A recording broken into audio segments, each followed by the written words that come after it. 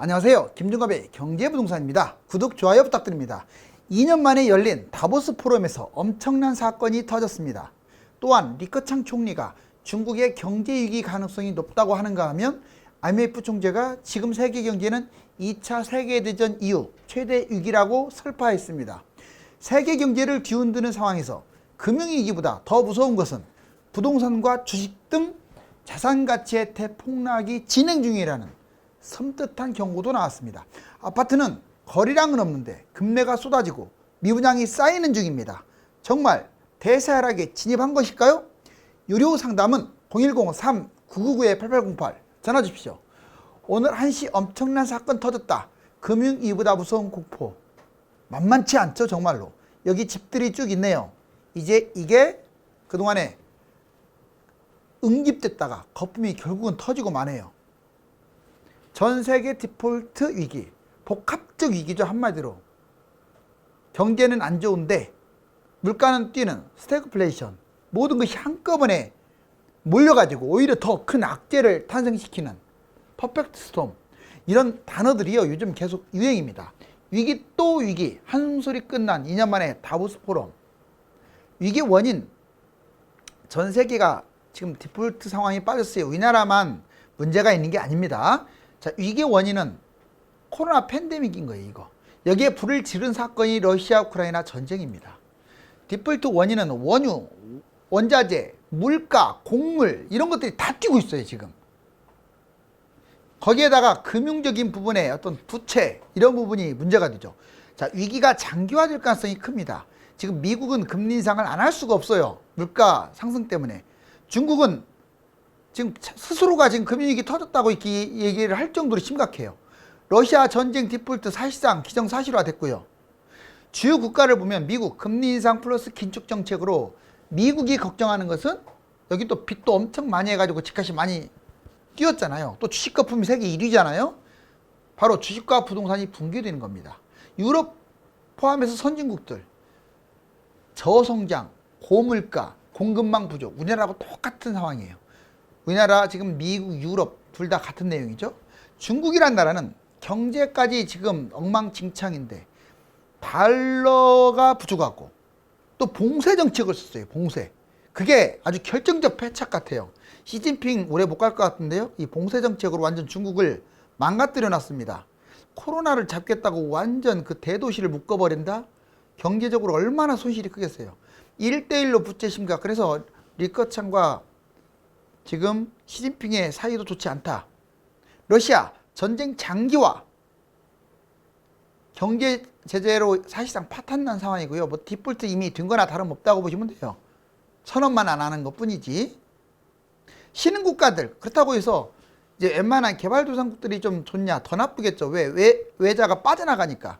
디폴트 사실상 스리랑카 선언하고 이집트, 튀니지, 파키스탄, 엘살바도르, 모잠비크, 뭐 가봉, 앙골라 등등등 한 10여 개국, 여기에 지금 아시아 국가들, 베트남 상당히 힘들고요. 전반적으로 예전에 우리 1997년 IMF 외환위기 있죠. 그런 분위기로 가고 있어요.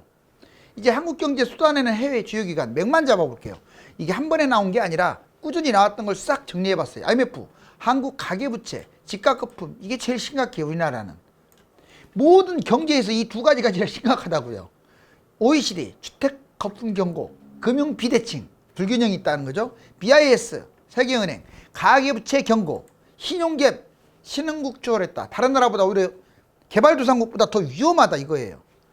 자, ADB, 아시아은행, 한국 내 집 마련, 부담 지수가 아시아 1위랍니다. 블룸버그 통신, 코로나 유동성, 이걸로 인해서 이제 나중에 긴축 상황이 왔을 때 부동산 급락의 위기가 있다. 무디스, 가계부채 위험 수준, 국가 채무는 증가율이 1위죠. 증가율이 위험하다. 피치, 가계부채 집값거품을 싸잡아 말하고 있고요. 저출산 고령화를 끄집어냈습니다. S&P, 경제 대비 외환부유 부족하다. 우리나라 4천억 달러? 여러분들 우리나라 경제력이 예전에는 외환위기 때하고는 비교도 안 돼요. 그래서 거의 안전 수준까지 오려면 8천억 달러까지는 와야 하는데 지금 좀 부족한 편이에요. 공기업 부채, 공기업 잔치하고 있죠. 연봉은 세계 최고인데 부채는 쌓여가요. 국민들이 다 그거 메꿔야 돼요. 자, 6가지 경제 위기, 6가지 정말 높을 꽃자죠. 이 6가지 높은 상황이 빨리 해소돼야 합니다. 먼저 금리가 올라가고 있어요. 기준금리 지금 1.75까지 올라갔고 대출은 7, 8%를 찍내 만에 나오고 있죠. 환율 1달러에서 1250 넘어간 이후로 1276, 1250에서 1300 사이를 왔다 갔다 하고 있어요. 물가, 자 여러분들 물가가 사실상 4.1%인데 이거 주택 포함하면 6%가 넘어간다고 제가 얘기했고, 원유 원자재 공부는 붙어 다닙니다. 자 지금 서부 텍사스 40.3% 급등, 조금 이제 지금 왔다 갔다 하고 있죠. 원자재 곡물 평균 20%, 지금은 30% 이상 다시 또 급등을 했습니다.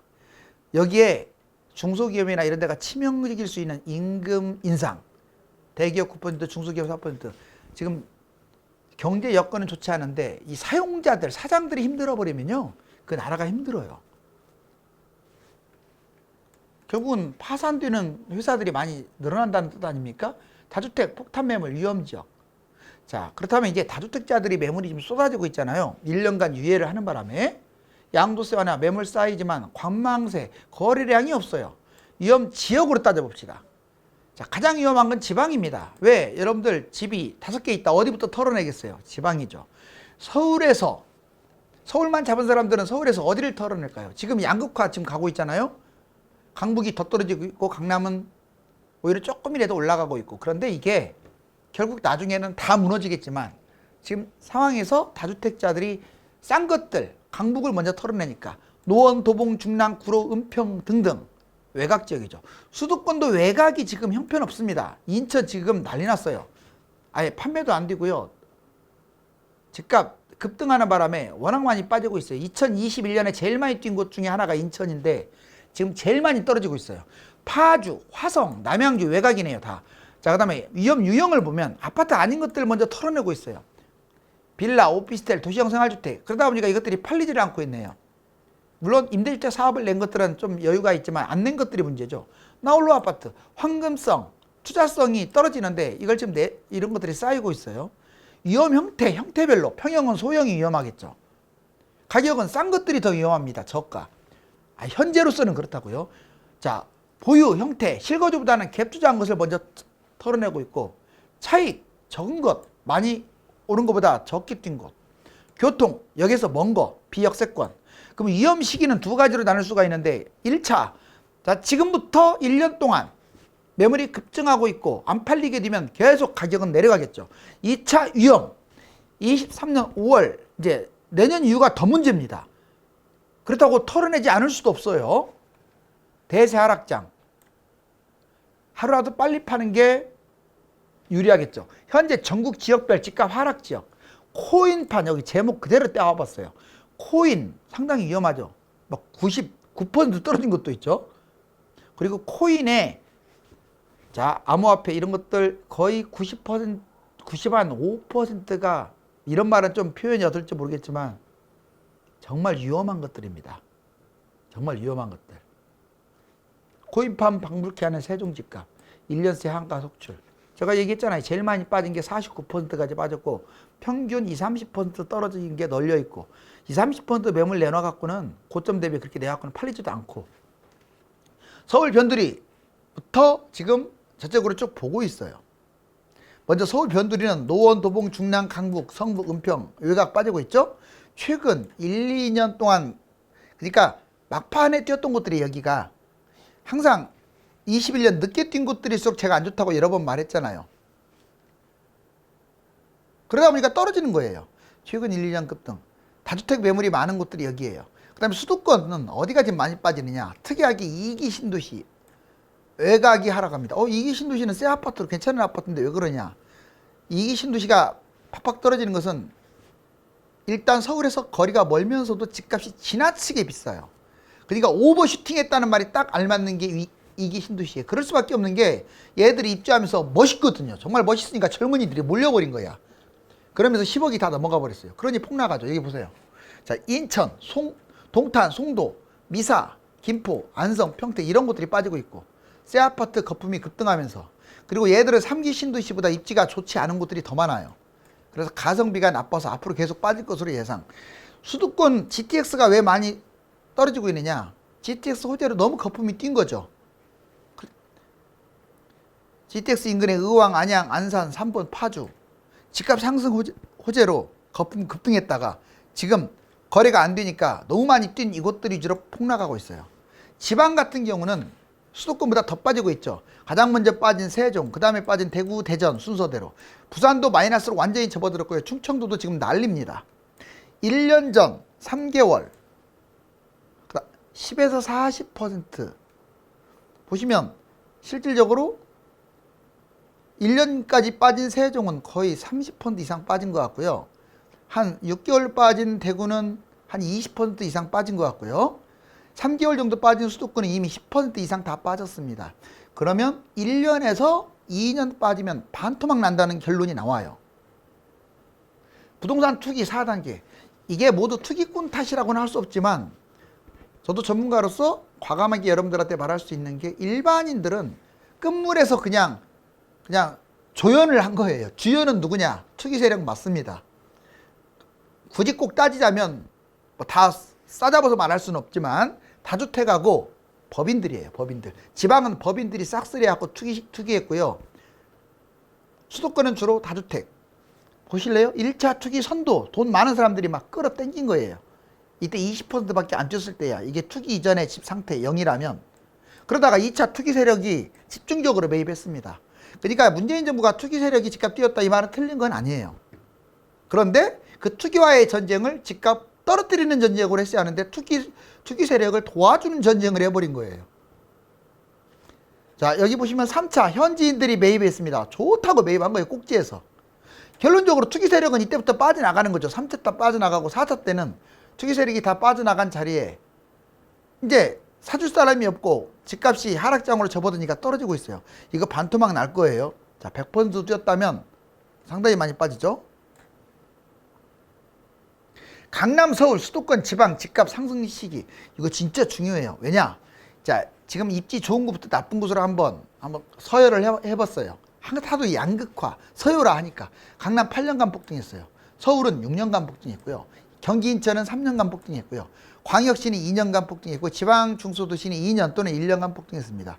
여기서 보시면 길게 올라간 곳일수록 더 많이 뛰었고 더 좋아요. 입지가. 근데 입지가 나쁠수록 지금 기간이 짧아요. 그렇죠? 이게 2014년, 16년, 19년, 20년, 20년 이렇게 뛰었다면 다음에 그러면 뛸 때는 어디냐? 연도를 정확하게 맞출 수는 없어요. 분명한 사실은 이제 떨어졌다가 2025, 6년까지 떨어진다고 가정하에 강남은 아마 26년에 바로 뛸 거예요. 25년이나 6년에. 서울은 28년이나 뛸 거고 경기도 인천은 31년, 광역시 32년 뒤에 이거 뛸지도 모르겠어요. 얼마나 뛸지. 그래서 항상 흐름을 잘 보셔야 돼요. 꼭지에서 잡으면 이만큼 마음고생이 더 길어지는 거예요. 이제 IMF 세계 경제 2차 대전 이후 최악이라고 했는데 금리 인상 우리나라 여기 보시면 그 말 하고 있잖아요. 총재가 아예 최악이라고. 한국 5월 26일 날 금리 인상했죠. 그래서 1.75입니다. 물가 4.6, 주택 포함하면 6.6 아주 심각하죠. 미국과 금리 역전될 거예요. 아마 여름 정도 돼가지고. 그러면 자본 유출, 그러니까 주식 투자 조심하세요. 대출 부담. 미국은 22년 만에 0.5% 빅스텝을 밟았는데 5, 6, 7 세 번 연속 6월 7월 달 빅스텝 한다고요. 소비자 물가 지금 작년에 4.2밖에 안 됐던 게 8.3. 여러분들 물가 상승이 8.3 천문학적 아니에요? 그러니 금리 인상 미친 듯이 해야죠. 원래는 0.5가 아니라 0.75까지 해야 돼요. 주식 부동산 자산 분기가 문제입니다. 그리고 신흥국 위기로 이어질 수 있다는 게 이 미국이 키를 쥐고 있는 거야. 노란색으로 제가 칠해놓은 게 중요한 거죠. 세계 중국 소비자 물가 2.1. 소비자 물가는 높은데 지금 경제 성장률은 바닥이야. 유럽 7.5예요. 만만치 않죠. 미국하고. 왜 그러느냐. 지금 원유, 원자재, 곡물 난리라고 보시면 돼요. 일본 마이너스 0.9였던 게 2.1까지 뛰었다는 것은 지금 일본이 경제위기설이 지금 터지고도 있어요. 일본이 지금 엔화 때문에 버텼습니다. 엔화 때문에 버틴 건 맞아요. 일본이. 기축통화라고 잘난 체 하는 바람에. 그런데 일본이 사실상 경제가 아주 취약하거든요. 이제 그게 분기되게 되면 뭐 그래서 지금 엔저 문제로 엔저를 우리나라 사람들이 많이 샀어요. 아무튼 어느 나라가 터질지 한번 더 조심 좀 해야겠어요. 경제위기 자산가치 분석 보니까 주가 보자고요. 코스피 1000까지 떨어질 수 있다는 거. 이거 경제위기 터질 때 말하는 거예요. 70%. 나스닥은 2500까지 떨어집니다. 85%. 자, 코스피 2007년 기준. 현재 2007년 예전에 미국발 금융위기 때에 비해서는 25%. 그다음에 나스닥은 70% 뛰었어요. 훨씬 많이 뛰었죠, 나스닥이. 자, 코스피. 그러다 보니까 하락장에 코스피가 들떨어지는 거예요. 자, 3300선 기준 현재하고 비교했더니 마이너스 22. 나스닥은 16,000에서 비교했더니 꼭지에서 비교했더니 마이너스 19. 더 떨어졌네요. 자, 비트코인 6만 달러에서 지금 8천 달러까지 떨어질 수가 있다는 거 꼭 기억하세요. 마이너스 80%. 뭐 지금 3만 달러라고 해서 바닥이라고 하는데 천만에요. 어디가 바닥인지 몰라요.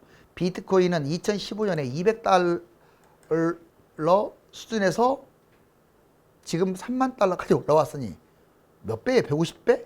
비트코인 고점 대비 현재 시세 마이너스 60까지 지금 고점 대비 한 6만 좀 넘었었는데 3만이 분기됐으니까 마이너스 60까지 빠진 거죠.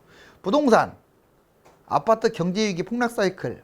자, 부동산은 마이너스 50까지 떨어진다는 걸 꼭 염두하세요. 이건 지금 제 생각이 아니에요. 이렇게 빠져요. 실제로 경제위기 터지면. 이건 거의 유력합니다. 제가 뭐 예측하는 게 아니라고요. 자, 그 다음에 비아파트. 비아파트는 들 떨어지는 거 맞아요. 반절 정도 떨어져요. 마이너스 25.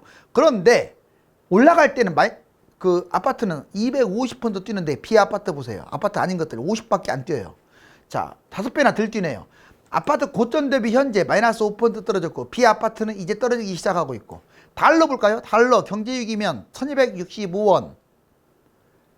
자, 지금 1170원에서 1265원 한 30% 올랐네요. 1997년 IMF 때 1800까지 뛰었고 약 80% 뛰었죠. 2007년 미국발 금융위기 때는 1580원까지 약 50%를 뛴 사례가 있다. 달러가 1580원 고점을 생각한다면 자, 지금부터 몇 퍼센트 더 뛸 것이냐? 한 30% 더 뛸 것 같아요. 역으로 말하면 1280원까지 올라가게 되면 우리나라 자산이 30% 정도 마이너스가 되겠죠. 그러니까 여러분들이 지금 달러 살 때는 또는 금 살 때는 30% 보고 사는 거야. 금융위기 터져야 30% 먹는 거예요. 근데 주가, 비트코인, 부동산은 금융위기 터지면 반토막 납니다. 반토막도 더 나요. 그러니까 조심하시고. 얘들은 금융위기 후에 사고, 얘들은 금융위기 전에 사고.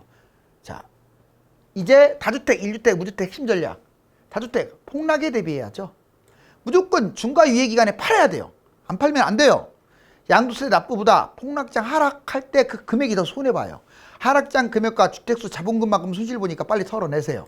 자, 근데 똘똘한 한 채만 놔놓고 갈아타기. 상투장보다는 폭락장 꼭 갈아타는 게 좋아요. 지금 갈아타면 더 많이 뛰었잖아요. 갈아탈 좋은 게. 대신에 안 팔리는 주택은 지금 갈아타도 돼요. 팔리는 주택으로. 추가 매입은 세대 분리를 해서 나중에 폭락장에 사세요. 그 다음에 무주택자들은 청약 금매, 상투장 저평가 금매와 청약 판단하세요. 영끌 실거주, 무리한 갭 투자는 절대 하면 안 됩니다. 바닥장에 꼭 매입하세요. 만약 무주택인데도 바닥장에 매입을 안 하면, 영원히 매입 안 하면 평생 가난하게 사는 거예요. 무주택은 가난한 삶. 특히 돈이 없다는 이유로 그냥 평생 임대 아파트에 그냥 편안하게 사는 것은 개구리가 점점 불이 달궈진 거 모르고 자기 몸이 나중에 타죽는다고 하잖아요. 그런 상황에 빠질 수 있습니다. 그게 영구임대의 함정이에요. 나이 들어서 돈이 있어야 하잖아요. 그러려면 임대에서 벗어나세요. 자, 폭락장은 무주택, 이주택 누구나 기회입니다. 자, 폭락 온다면 유주택자들이 화를 내는데 그게 아니에요. 누구한테나 기회 보세요. 무주택은 집값 50% 하락하면 유망지역 분양권 미분양 매입하고 모든 규제가 다 없어졌어요.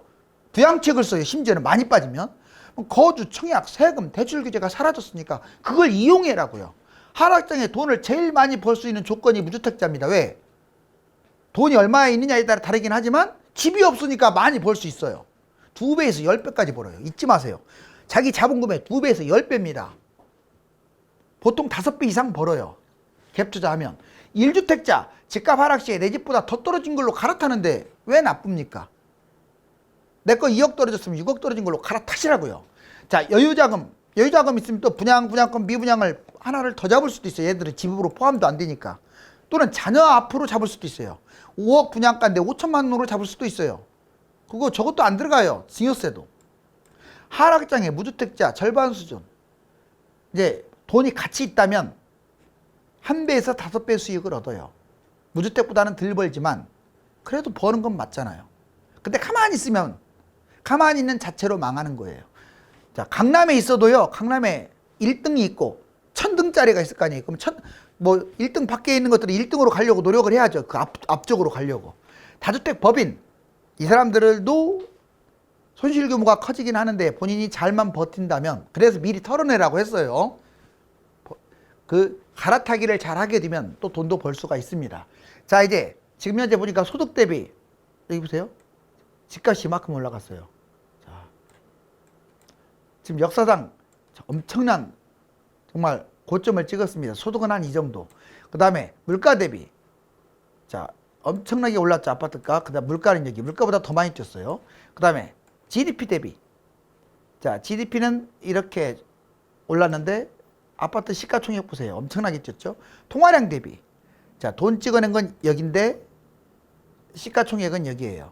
결국 집값은 어느 거하고 비교를 하더라도 거품이 지나치다. 자, 부동산 빅뱅이 이제 얼마 남지 않았습니다.